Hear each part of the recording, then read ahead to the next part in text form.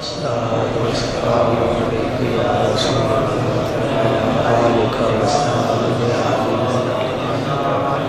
الحمد لله الحمد لله نحمده ونستعينه ونستغفره ونؤمن به ونتوكل عليه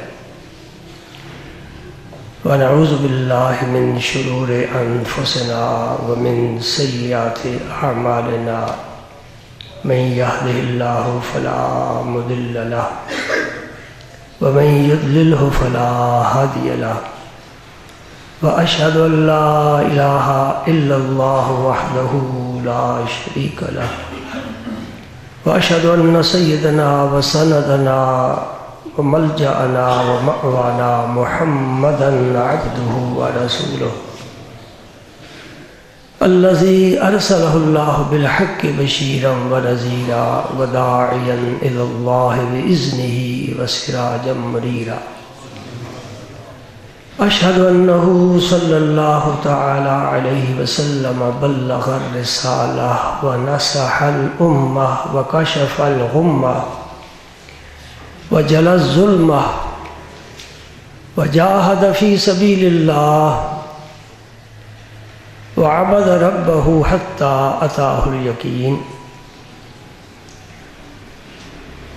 اللهم صل على سيدنا محمد وعلى آل سيدنا محمد وبارك وسلم. اللهم صل وسلم على رسولك الكريم وآله الطاهرين. رب اغفر وارحم وأنت خير الراحمين. أما بعد فأعوذ بالله من الشيطان الرجيم. بسم الله الرحمن الرحيم. إن الله وملائكته يصلون على النبي يا أيها الذين آمنوا صلوا عليه وسلموا تسليما.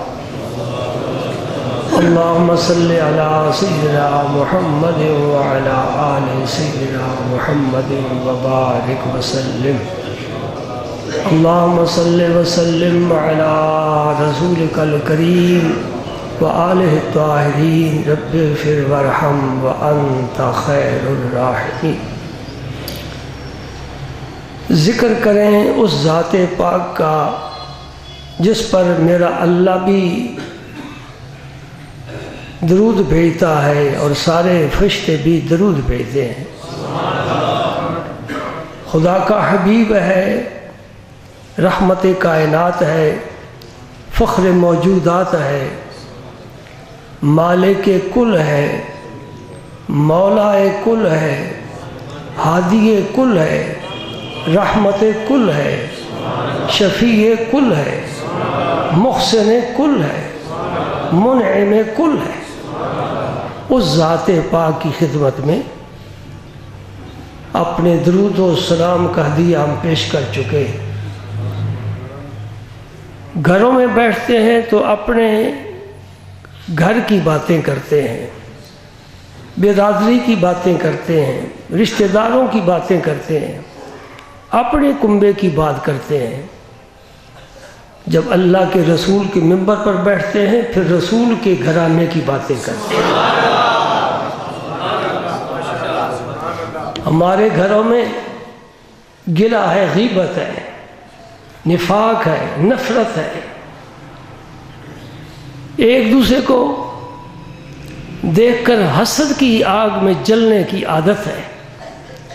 لیکن میرے نبی کا وہ گھرانہ ہے جس میں نور ہے، ظلمت نہیں ہے، جس میں رحمت ہے، زحمت نہیں ہے، جس میں محبت ہے، نفرت نہیں ہے، جس میں ہدایت ہے، گمراہی نہیں ہے، جس میں اللہ کے رسول کی محبت ہے، کسی غیر کا تصور نہیں ہے.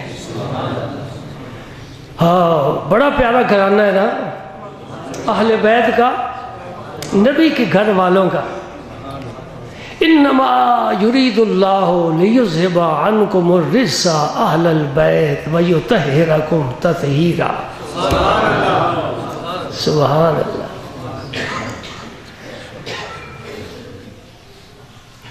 اس گھرانے میں یوں سمجھو جیسے انگوٹھی میں نگینہ ہوتا ہے، نبی کے گھرانے میں خاتون جنت نگینے کی طرح، نام ہی فاطمہ ہے، وہ بطول ہے، وہ زہرا ہے۔ زہرا کلی کو کہتے ہیں، پھول کی کلی، پھول وہ جو جنت کا پھول۔ سبحان اللہ۔ ذکر تو میں آج کرنا چاہتا ہوں جناب خاتون جنت کی اولاد پاک کا، اور پھر ان میں خصوصی ذکر امام علی مقام شہید کربلا امام حسین رضی اللہ تعالی عنہ کا۔ سامعین، آپ کے مطالعے میں یہ بات آئی ہے یا نہیں، سماعت کی نظر کسی نے کی ہے یا نہیں، اس فقیر سے سن لو۔ جناب خاتون جنت کے علی المرتضیٰ کی اولاد میں 3 صاحبزادے اور 3 صاحبزادی۔ یاد رکھنے والی باتیں ہیں۔ جب ہوا چلتی ہے تو کتاب کا ورق الٹ دیتی ہے، جب ہوا تیز چلتی ہے مٹی اٹھا کر اوپر پھینک دیتی ہے۔ نہیں، ذرا صفائی کر کے حقیقت تک پہنچنے کی کوشش کرو۔ خاتون جنت کے کتنے صاحبزادے؟ کون کون سے؟ بڑے امام حسن، ان سے چھوٹے امام حسین، ان سے چھوٹے محسن، اور 3 صاحبزادیاں ہیں۔ سب سے بڑی صاحبزادی حضرت زینب، ان سے چھوٹی حضرت رقیہ، ان سے چھوٹی حضرت ام کلثوم۔ اس ام کلثوم کا نکاح علی المرتضیٰ کے رضا کے ساتھ عمر فاروق سے ہوا ہے، اور ان سے بیٹا بھی پیدا ہوا ہے۔ ذرا یہ بھی دیکھنے والی بات ہے کہ میرے نبی پاک صلی اللہ علیہ وسلم کے صاحبزادے 4 اور صاحبزادیاں بھی 4۔ خاتون جنت کے 4 صاحبزادے ہو جاتے تو کیا تھا، 4 صاحبزادیاں ہو جاتی تو کیا تھا۔ اور خاتون جنت نے نام تو وہی رکھے ہیں جو حضور نے اپنی بیٹیوں کے نام رکھے ہیں۔ حضور کی بڑی صاحبزادی صاحبہ کا نام زینب، دوسری کا نام رقیہ، تیسری کا نام ام کلثوم، اور چوتھی کا نام فاطمہ الزہرا۔ تو 4 ہی صاحبزادے ان کے بھی ہو جاتے، 4 ہی ان کے ہو جاتے۔ جی ہاں، نہ بھائی نہ، نبی سے برابری نہیں کرنی، ادب کا مقام ہے، ادب کا مقام ہے۔ ان کے 4 ہیں، میرے 3 ہونے چاہیے۔ وہی جو بہنوں کا نام ہے اپنی بیٹیوں کا نام رکھ لیا۔ میرے پاس لوگ آتے ہیں، جی بچی ہوئی نام کو تجویز کریں، میں تجویز شدہ ہے، 1400 سال سے آ رہا ہے، رجسٹرڈ نام ہے، رکھو فاطمہ۔ وہ جی میرے بھائی کی بیٹی کا نام ہے۔ انہوں نے کہا کیا فرق پڑتا ہے، وہ اس کی بیٹی ہے، تیری تو نہیں ہے۔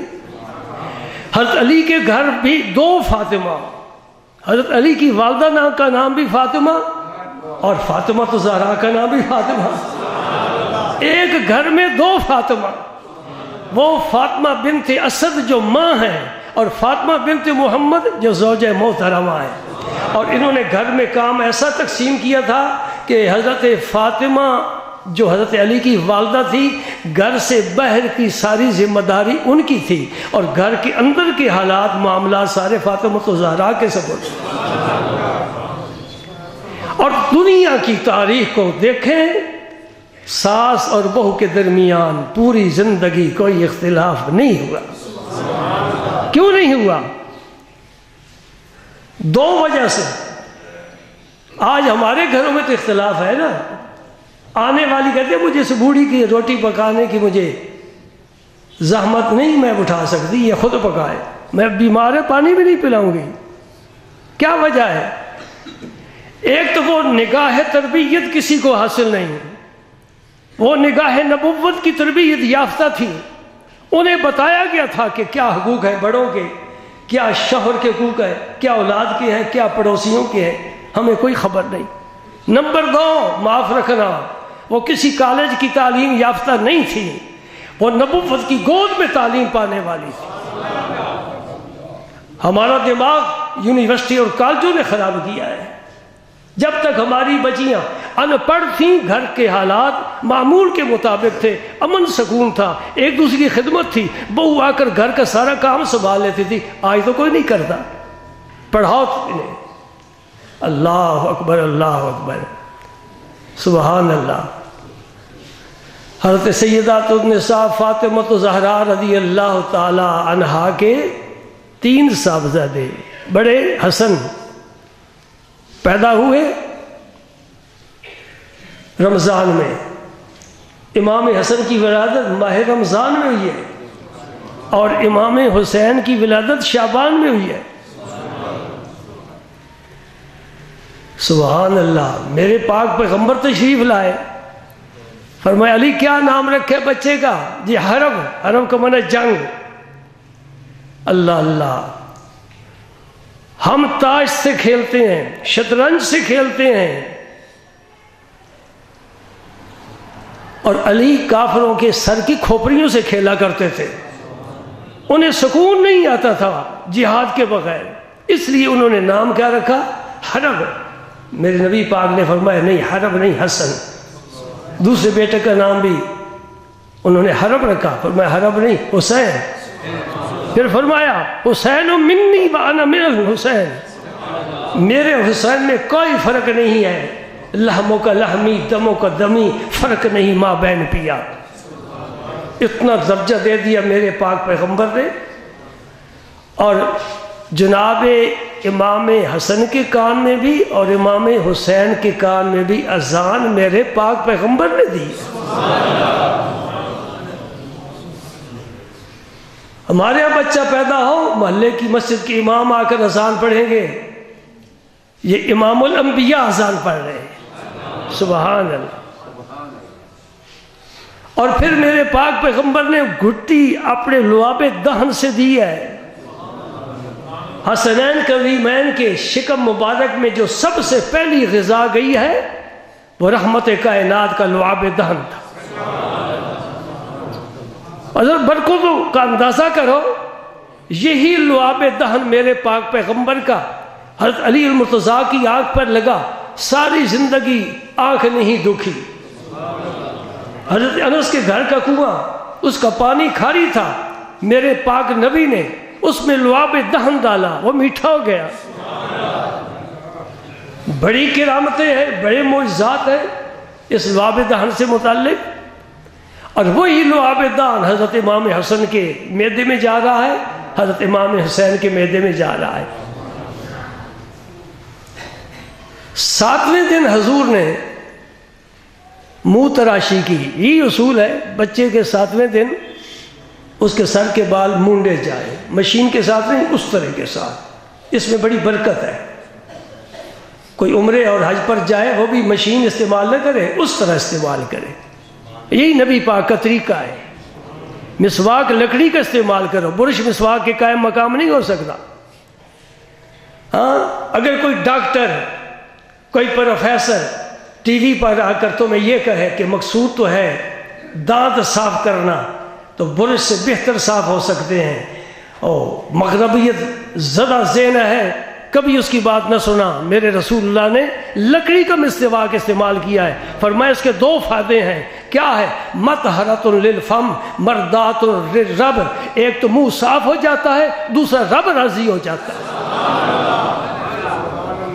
اگر آپ حضرات بھی یہ مسواک استعمال شروع کریں تو کتنی برکتیں ہوں جی۔ برش چلو الگ استعمال کرو، ٹوتھ پیسٹ اگر کرنے کا ضروری آپ کو شوق ہے وہ الگ استعمال کرو، وہ منہ صاف کرنے کے لیے، مسواک اللہ کی رضا حاصل کرنے کے لیے۔ ہاں، سبحان اللہ، سبحان اللہ۔ اور فرمایا فاطمہ اس کے سر کا بالوں کا وزن کرو، جتنا وزن بنے اتنے وزن کی چاندی خیرات کرو۔ آج بھی یہی طریقہ ہے، قیامت تک یہی رہے گا۔ بچہ پیدا ہو 7ویں دن اس کی منہ تراشی کی جائے اور بال وزن کر کے چاندی کے ریٹ پر پیسہ کسی مسکین کی خدمت میں پیش کر دیا جائے۔ لفظ میرے سنے ہیں، آپ نے سنے ہیں؟ کیا میں نے کہا ہے؟ کسی مسکین کی خدمت میں پیش کیے جائیں.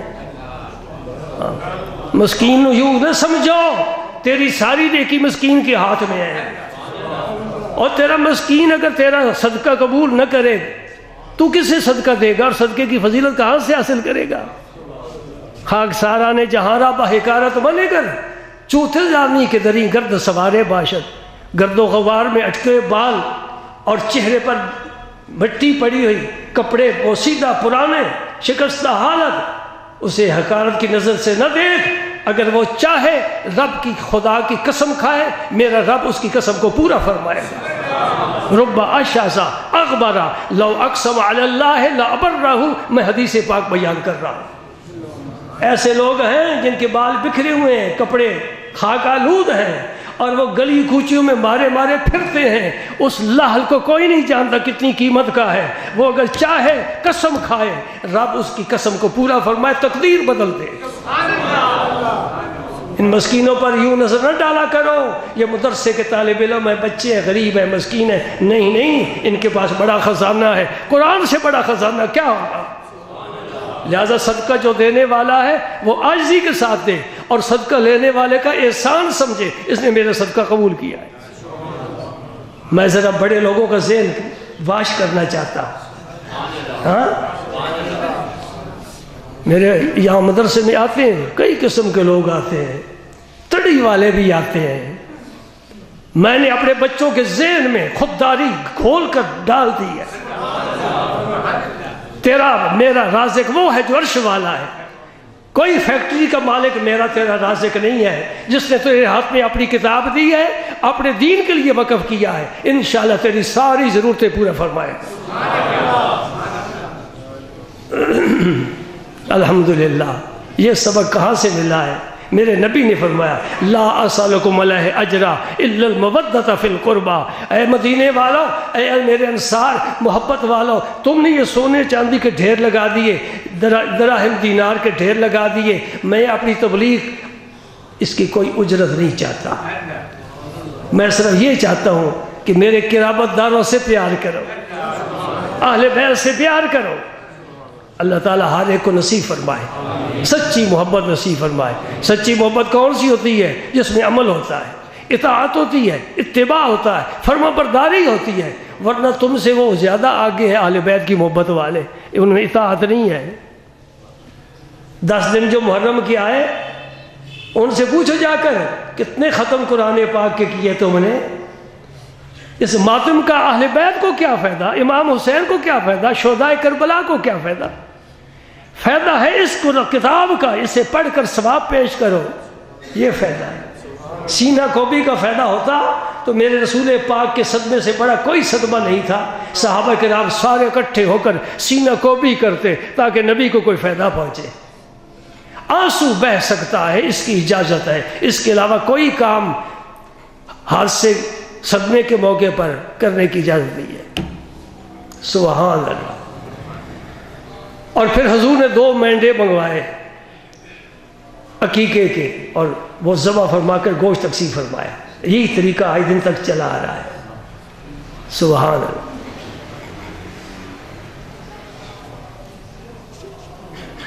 نبی پاک کی محبت آپ نے علماء سے سنتے ہی رہتے ہیں، اہل بیت سے، اور خاص طور پر حسنین کریمین سے. حضور کو تو ساری امت سے ہی محبت تھی، کوئی معلوم نہیں کیا، لیکن ان شہزادوں سے حضور بہت زیادہ پیار اور محبت فرماتے تھے. سجدے لمبے فرما دیے، ممبر پر تشریف فرمائے، واعظ فرما رہے ہیں، خطبہ دے رہے ہیں. یہ بچے آ گئے، ممبر سے اتر کر اٹھا کر اپنی گود میں بٹھایا، بوسہ لیا، چوما، خوشبو لی، سونگا. یہ جنت کے پھول ہیں. ہاں سبحان اللہ. تو یہ صحابہ نے منظر دیکھا ہوا تھا. گزشتہ جمعے میں ایک حدیث پاک بیان کر رہا تھا، وہ مکمل نہیں ہو سکی. جناب صدیق اکبر رضی اللہ تعالیٰ عنہ مسجد سے نماز پڑھ کر باہر تشریف لائے. یہ روایت ہے مسلم شریف کی، اور راوی کا نام ہے عقبہ بن حارث رضی اللہ تعالیٰ عنہ. فرماتے ہیں میں نے دیکھا کہ حضرت صدیق اکبر رضی اللہ تعالیٰ عنہ کے ساتھ جناب علی المرتضیٰ بھی ہے. لفظ ساتھ کے ساتھ پھر میرا کانٹا بدل گیا تھا. یاد ہے آپ کو؟ علی المرتضیٰ ساتھ تھے، ابو بکر کے ساتھ تھے، عمر کے بھی ساتھ تھے، عثمان غنی کے ساتھ تھے، عائشہ صدیقہ کے بھی اللہ اکبر اللہ اکبر۔ تو آپ جب باہر نکلے تو امام حسن کھیل رہے تھے بچوں کے ساتھ، یلعب مع الصبیان، امام حسن بچوں کے ساتھ کھیل رہے تھے۔ اب ابو بکر صدیق بڑے قداور شخصیت اسلام میں، اور پھر امیر المومنین ہیں، پھر ابھی نماز پڑھا کر نکلے، بڑے بڑے صحابہ کابر صحابہ دیکھ رہے ہیں، تو یہ اپنا بچہ تو نہیں ہے، یہ تو علی المرتضیٰ کا بیٹا ہے، لیکن نبی کا پاک صلی اللہ علیہ وسلم کا انداز محبت دیکھا ہوا تھا۔ جناب ابو بکر صدیق رضی اللہ تعالیٰ عنہ نے امام حسن کو اٹھا لیا، امام حسن کو اٹھا لیا۔ وہ جو نفرتوں کا درس دیتے ہیں اور ثابت کرنے کی کوشش کرتے ہیں کہ ان میں نفرت تھی، نہیں، خدا کی قسم ان میں محبت تھی، قرآن گواہ۔ امام حسن کو جناب ابو بکر صدیق نے اٹھا لیا، کہاں تک لے گئے؟ راوی کہتے ہیں کندھے پر بٹھا لیا۔ بچے کو یوں ہاتھوں پر بھی تو اٹھایا جا سکتا ہے نا، سینے سے بھی لگایا جا سکتا ہے، اٹھانے کے بڑے طریقے ہیں، لیکن کندھے پر کیوں بٹھایا؟ اس لیے کہ انہوں نے دیکھا تھا اسی بچے کو رسول اللہ نے کندھے پر بٹھایا ہوا، میرا عمل میرے رسول کے مطابق ہو جائے، کندھے پر بٹھایا، اور زبان مبارک سے کیا فرمایا؟ بے ابھی، یہ با فدیہ کے لیے، تفدیہ کے لیے، میرا باپ تجھ پر قربان ہو جائے۔ شبیہم بالنبی لیس بشبیہ بعلی، حضور ابو بکر صدیق فرماتے ہیں اے علی، یہ تیرے مشابہ نہیں ہے، یہ تو رسول اللہ کے مشابہ ہے، ان کو دیکھے تو رسول پاک یاد آ جاتے۔ وعلی یضحکو، حضرت علی المرتضیٰ یہ دیکھ کر، یہ سن کر مسکرا رہے تھے، ہنس رہے تھے، خوش ہو رہے تھے کہ میرے بچے سے پیار کر رہے ہیں۔ سبحان اللہ۔ بتاؤ بھائی، ابو بکر سب سے پہلے امام حسن کو طلب فرمایا، تشریف لائیے جی، میں بسم اللہ آپ کے نام سے کرنا چاہتا ہوں۔ 1000 درہم اٹھا کر جناب امام حسن کو دیے، پھر 1000 درہم اٹھا کر امام حسین کو دیے، پھر آگئے آپ کے صاحبزادے عبداللہ ابن عمر رضی اللہ عنہما۔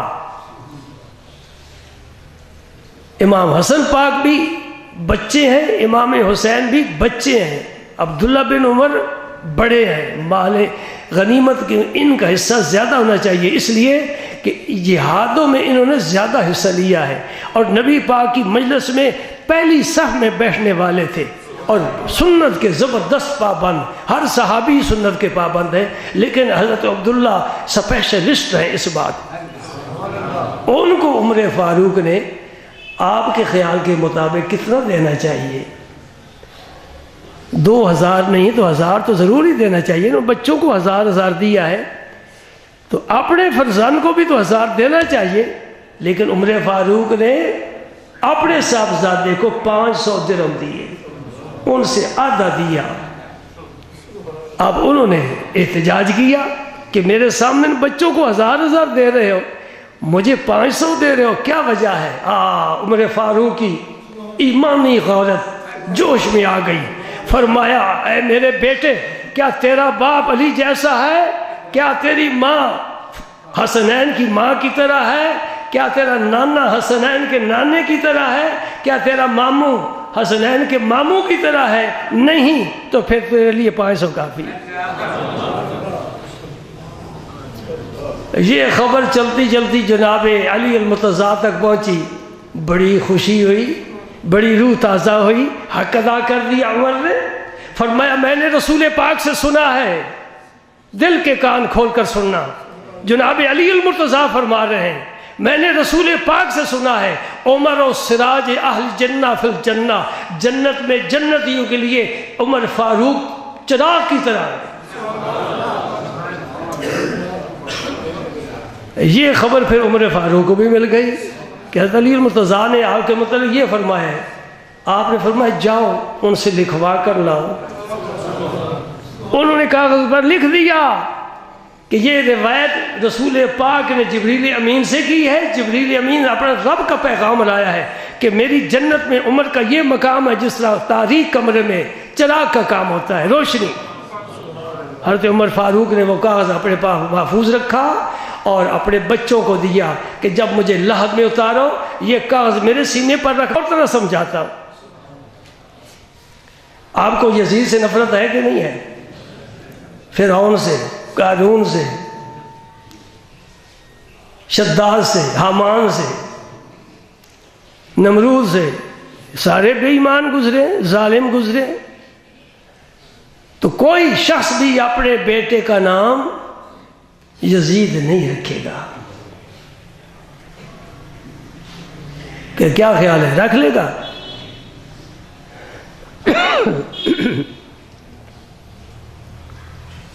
سبحان اللہ۔ حضرت علی المرتضیٰ کے کتنے صاحبزادے تھے؟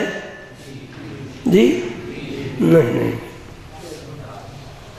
ہاں 18 صاحبزادے۔ یہ تو فاطمہ تو زہرا کی اولاد میں سے 3 تھے نا۔ حضرت علی المرتضیٰ نے اس کے علاوہ بھی تو شادیاں فرمائی ہیں۔ فاطمہ تو زہرا کے وصال کے بعد، ان کی موجودگی میں حضور نے اجازت نہیں دی، خاتون جنت کے دنیا سے پردہ فرمانے کے بعد آپ نے شادیاں فرمائیں، جن میں بڑا موٹا نام ہے محمد بن حنفیہ کا، اور بڑے عجیب قصے ان کی طرف منسوب ہیں، سب جھوٹ ہے۔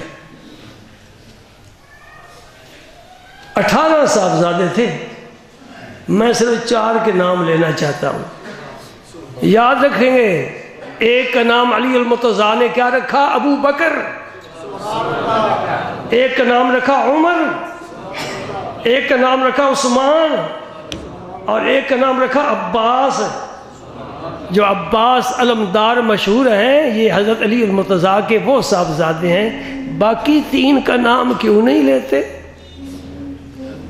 بھائی میرا سوال ہے نا، حل کرو۔ ان میں سے 2 صاحبزادے کربلا میں امام حسین کے ساتھ شہید ہوئے، ایک حضرت ابو بکر اور ایک حضرت عثمان۔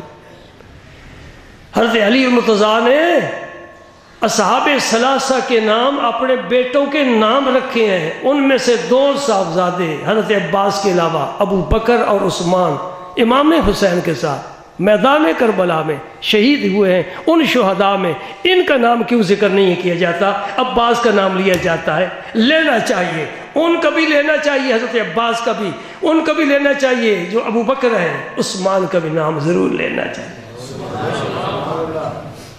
کوئی سمجھ آ رہی بات کہ نہیں سمجھ آ رہی؟ امام حسن نے اپنے بیٹے کا نام عمر رکھا ہے، اور یہ عمر امام حسین کے ساتھ میدان کربلا میں شہید ہوئے ہیں، ان کا نام کیوں نہیں لیا جاتا؟ معلوم ہوتا ہے دال میں کالا کالا ہے۔ اور ایک اور بھی حوالہ یاد رکھو، کل رات کو بھی میں بتا رہا تھا، جناب امام جعفر صادق، جن کی فقہ کے سارے مقلد اپنے آپ کو ظاہر کرتے ہیں ہم جعفری فقہ کے پر عمل کرنے والے، وہ امام ہیں۔ اب بتانا مجھے، ان کے امام ہیں یا اہل سنت والجماعت کے امام ہیں؟ امام جعفر صادق امام اعظم کے استاذ ہیں، ان کے والد امام محمد باقر وہ بھی امام اعظم کے استاذ ہیں۔ امام اعظم رحمۃ اللہ علیہ نے، نعمان بن ثابت نے 2 سال امام باقر سے اور امام جعفر سے علم حاصل کیا ہے، اور سچی بات بتاؤں، جو فقہ حنفی ہے یہی فقہ جعفریہ ہے۔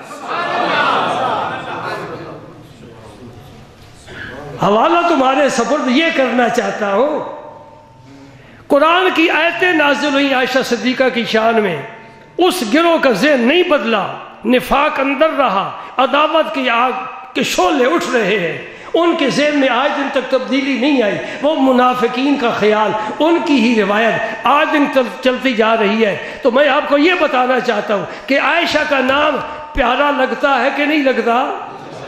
امام جعفر صادق نے اپنی صاحبزادی کا نام عائشہ رکھا ہے۔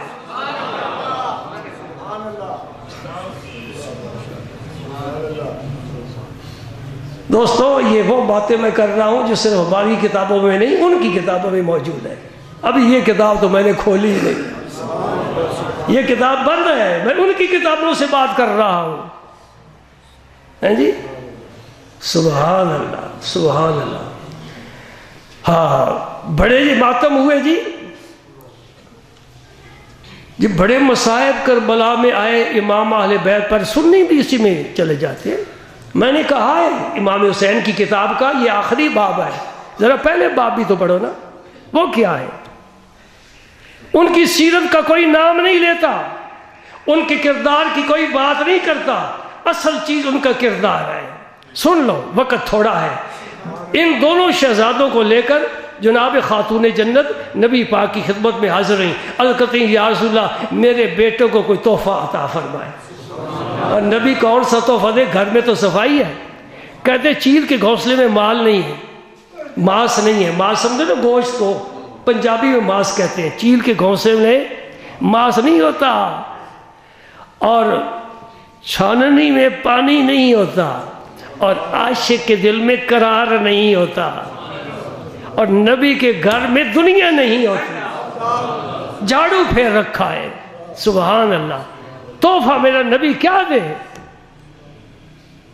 فرمایا اما الحسن فقد نحلته حلمی واما الحسین فقد نحلت جودی۔ فاطمہ تو لے کر بچوں کو آ گئی ہے، میرے پاس بڑا خزانہ ہے، میں حسن کو اپنا حلم اور بردباری دیتا ہوں، اور حسین کو اپنی سخاوت اور جود و کرم دیتا ہوں۔ یہ تحفے دینے چاہیے کہ بچی کی تربیت اچھی ہو جائے، دینی ماحول اسے مہیا کیا جائے، جہیز سے وہ بہتر ہے۔ کیا خیال ہے آپ کا؟ متفق ہے میرے ساتھ؟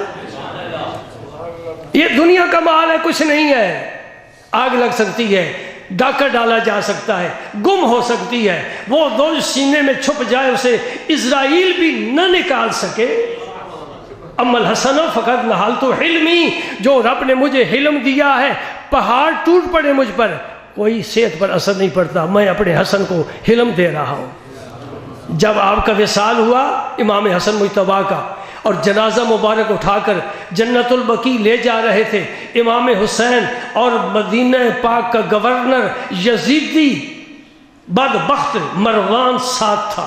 اس مروان نے بہت مظالم ڈھائے ہیں، گوئے یزید کے بعد دوسرا نمبر اس کا ہے، یہ یزید کا دوسرا نمبر ہے۔ امام حسن مجتبیٰ کا جنازہ جا رہا ہے، اور مدینہ کا گورنر مروان پیچھے پیچھے جا رہا ہے، اور آنسو ٹپ ٹپ گرتے جا رہے ہیں، ایک ظالم کی آنکھوں سے، ایک جابر کی آنکھوں سے، ایک دشمن کی آنکھوں سے، عداوت رکھنے والے کی آنکھوں سے۔ امام حسین نے بڑے تعجب سے پوچھا، مروان زندگی میں تجھ سے زیادہ بد سلوک کوئی نہیں تھا، تو ان کی وفات کے بعد رو کیوں رہا ہے؟ پہاڑ کی طرف اشارہ کر کے کہتا ہے خدا کی قسم میں حسن کو پہاڑ سے زیادہ بردبار پایا ہے۔ پہاڑوں پر پتھر لگے، پہاڑوں پر ودان لگے، لہاڑے لگے، ہتھوڑے لگے، ٹوٹ جاتا ہے۔ میں نے اس سے بھی بڑے مظالم کیے ہیں، لیکن حسن نے جواب میں ایک جملہ تک نہیں کہا۔ حسین کو کیا دیا؟ جود و کرم۔ اب وقت اجازت نہیں دیتا، میں بتاتا، ایک ہوتی ہے سخاوت، ایک ہوتا ہے جود، اور تیسرا درجہ ایثار کا۔ سخاوت کیا ہے؟ کچھ میں نے کھا لیا، کچھ تجھے دے دیا۔ جود کیا ہے؟ تھوڑا رکھا، زیادہ دے دیا۔ ایثار کیا ہے؟ سارا ہی دے دیا۔ اس لیے رب کو سخی نہیں کہنا، رب سخی نہیں ہے۔ سخی پھر بھی کچھ نہ کچھ بچا لیتا ہے، رب کچھ نہیں بندے کے لیے بچاتا، اس کی جتنی استاد ہوتی ہے، جتنا برتن ہوتا ہے بھر دیتا ہے۔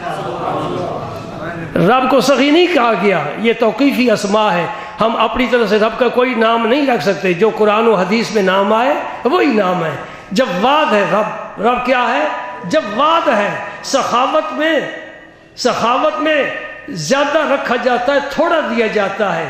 جود میں تھوڑا رکھا جاتا ہے، زیادہ دیا جاتا ہے۔ ایثار میں سارا کچھ ہی دے دیا جاتا ہے۔ امام حسین کو ملا تھا جود، لیکن کربلا میں ایثار کر کے دکھا دیا، اے اللہ میں بڑے کیا چھوٹے بھی قربان کرتا ہوں، تو قربانی قبول فرما لے۔ میں ایک نقطہ سمجھا کر اجازت چاہوں گا، انشاءاللہ ذہنوں کا غبار اتر جائے گا۔ امام حسین کے ساتھ جو سلوک ہوگا، کوئی بھی انسان ایماندار کی شرط نہیں ہے، کوئی بھی انسان سنے اسے برداشت نہیں کر سکتا۔ کون کہے گا، کیا کہے گا؟ لیکن ایک بات میری یاد رکھو، بڑی پیاری بات ہے، یہ فقط میرے ذہن میں آئی ہے، میں نے کسی کتاب میں نہیں پڑھی۔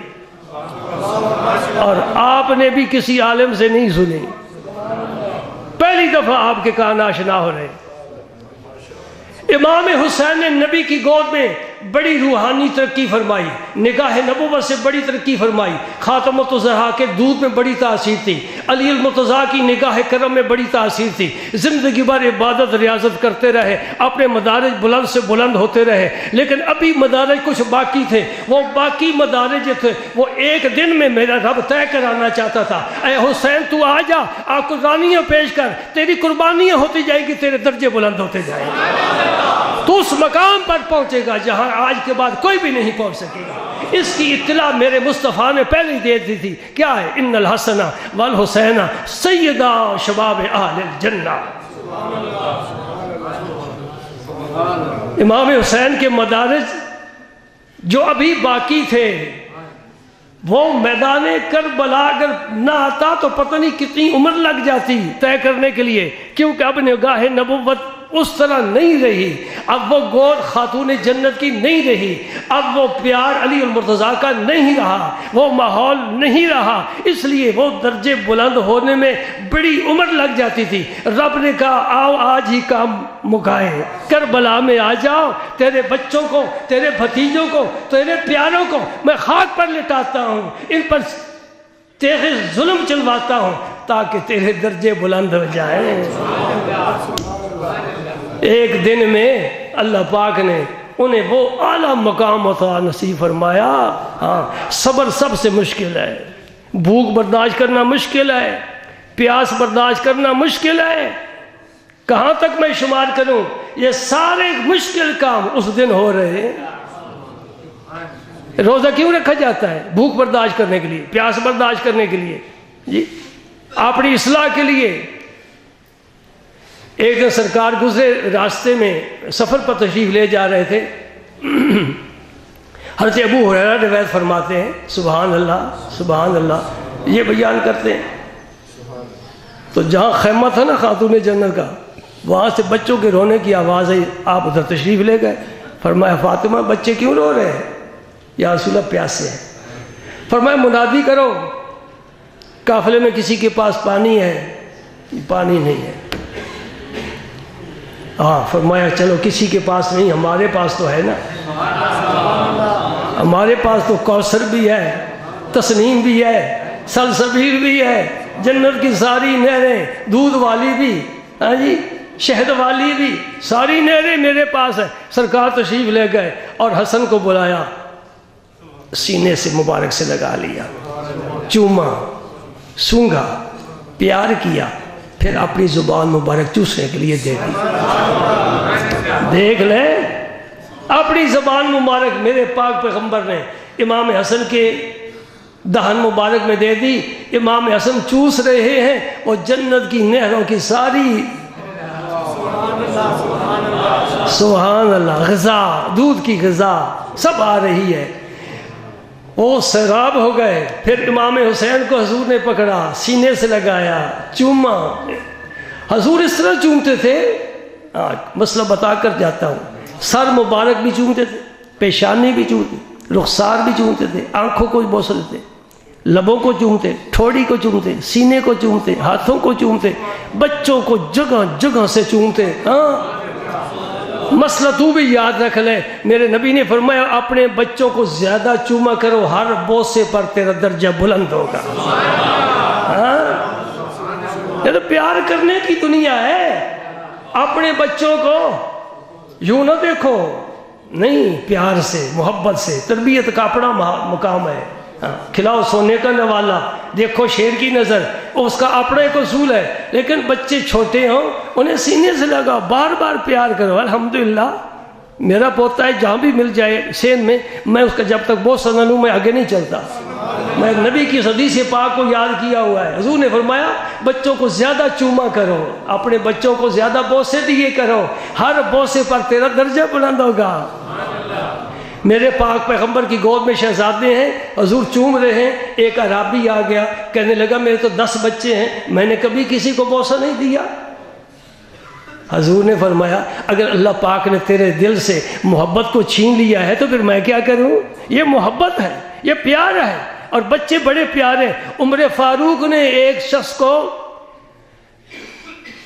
کسی علاقے کا حاکم بنا کر بھیجنا چاہا اور اسے ایک تحریر تیار کر کے دے دی کہ وہاں جا کر سنا دینا کہ عمر فاروق نے مجھے اس علاقے کا حاکم بنایا ہے. ابھی وہ بیٹھا ہی تھا تو آپ کے صاحبزادے چھوٹے آ گئے. آپ نے گود میں بٹھایا. حضرت عمر نے حضرت عمر نے گود میں بٹھایا, بوسہ لیا. وہ بڑا حیران ہو کر کہنے لگا بچوں سے پیار کرتے ہو, بوسے لیتے ہو, ہمارا تو یہ طریقہ نہیں. حضور نے فرمایا, عمر فاروق نے فرمایا وہ تحریر مجھے دے. آپ نے پھاڑ دی. فرمایا جو بچوں پر شفقت کرنا نہیں جانتا وہ کسی ملک کا حاکم بن کر بوڑھوں پر کیا شفقت کرے گا. میں تو اسے حاکم بناؤں گا جو چھوٹے پر بھی بڑے پر بھی سب پر شفقت کرے. نبی پاک رحمت للعالمین ہے. یہی شفقت ہے میرے مصطفیٰ کریم کی. دوستو چلتے چلتے آخری ایک بات کہتا ہوں, اس دنیا کو, اس زمین کو ہم نے بہت گندا ناپاک کر دیا ہے, ظلم و ستم سے بھر دیا ہے. کون سا جرم ہے جو اس امت میں نہیں ہو رہا جی.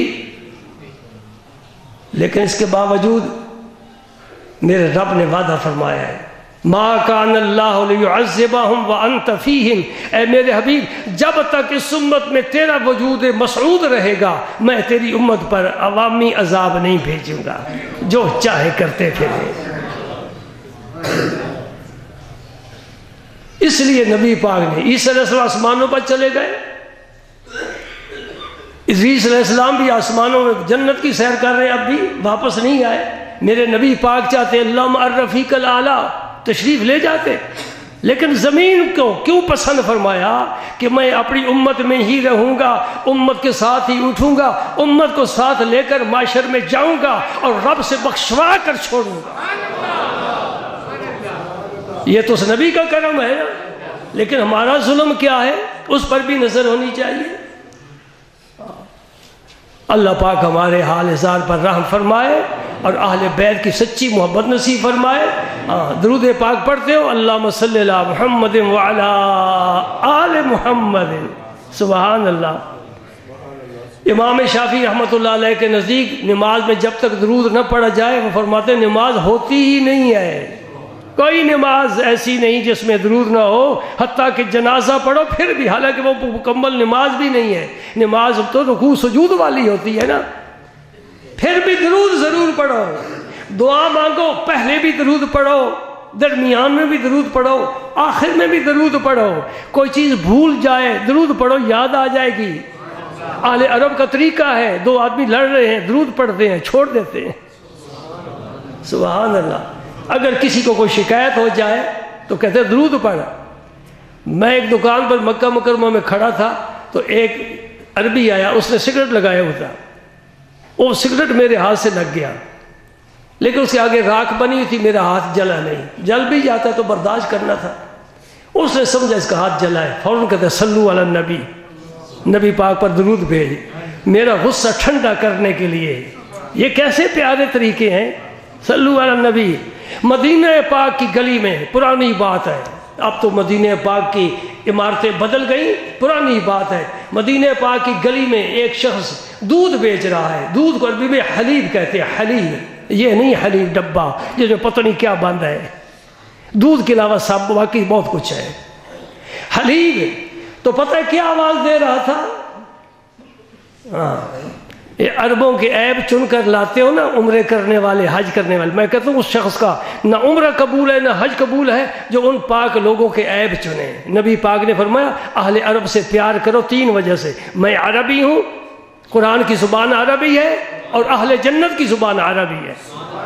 عیب نہ ڈھونڈو, خوبیاں ڈھونڈو. اپنے عیبوں کی تلاش کرو, دوسروں کی خوبیاں دیکھو, تبادلہ ہوتا جائے. جناب وہ صاحب جو دودھ بیچ رہے تھے نا مدینہ پاک میں, تو دودھ کو کیا کہتے ہیں, حلیب. تو کیا صدا لگا رہے تھے, اشرب الحلیب صلو علی الحبیب, اور درود بھیجو میرے نبی پر اور ساتھ دودھ بھی پیو. کیا پیاری باتیں ہیں. سبحان اللہ. آل عرب کی کیا پیاری باتیں. ایک شخص سبزی بیچ رہا ہے اور سبزی والے پانی چھڑکاؤ کرتے رہتے ہیں تاکہ تازہ رہے, خشک نہ ہو. تو وہ پانی لے کر نا یوں چھڑکتا تھا، پتہ کیا کہتا ہے، یا برکت النبی تعالی وانزلی تنزلی ثم لا ترتاحلی، اور سبزی پر پانی چھڑک رہا ہے اور کیا کہتا ہے، جس کا معنی یہ ہے، اے نبی پاک کی برکت تو میری سبزی میں آ جا، اسی میں رہنا، اس سے نہ جانا۔ یا برکت النبی، کوئی شخص بھی یہ لکھ کر اپنی دکان پر لگائے، انشاءاللہ اس کی دکان میں برکت ہوگی۔ یا برکت النبی تعالی وانزلی تنزلی ثم لا ترتاحلی، یہ پیارے طریقے ان کے ہیں، ہمارے پاس کیا ہے جی؟ ہر آدمی یہ سوچتا ہے کہ کل کس طرح باہر نکلنا ہے، مجھے لوگوں سے کیا فائدہ حاصل ہو سکتا ہے۔ یہ کوئی بھی نہیں گھر سے سوچ کر نکلتا کہ میرے وجود سے لوگوں کو کیا فائدہ پہنچ سکتا ہے۔ خیر الناس من ینفع الناس، میرے آقا نے فرمایا بہترین انسان وہ ہے جو لوگوں کو نفع پہنچائے، وہ بہترین انسان ہے، لوگوں کو نفع پہنچائے۔ نفع دین کا بھی ہوتا ہے، دنیا کا بھی ہوتا ہے، اور دین کے نفع سے دنیا کا نفع اعلیٰ ہے، اور جو تمہیں دنیا کا نفع دے وہ تمہارا محسن ہے، اور جو دین کا نفع جس سے پاؤ، کوئی انصاف کرنا چاہیے۔ اور خدا کے بندو، گجرات والوں، کوئی انصاف کرنا چاہیے، جس جگہ سے، جس آدمی سے، جس مقام سے دین کا فائدہ پہنچے، اللہ تعالی ہمیں نیکی کی توفیق عطا فرمائے۔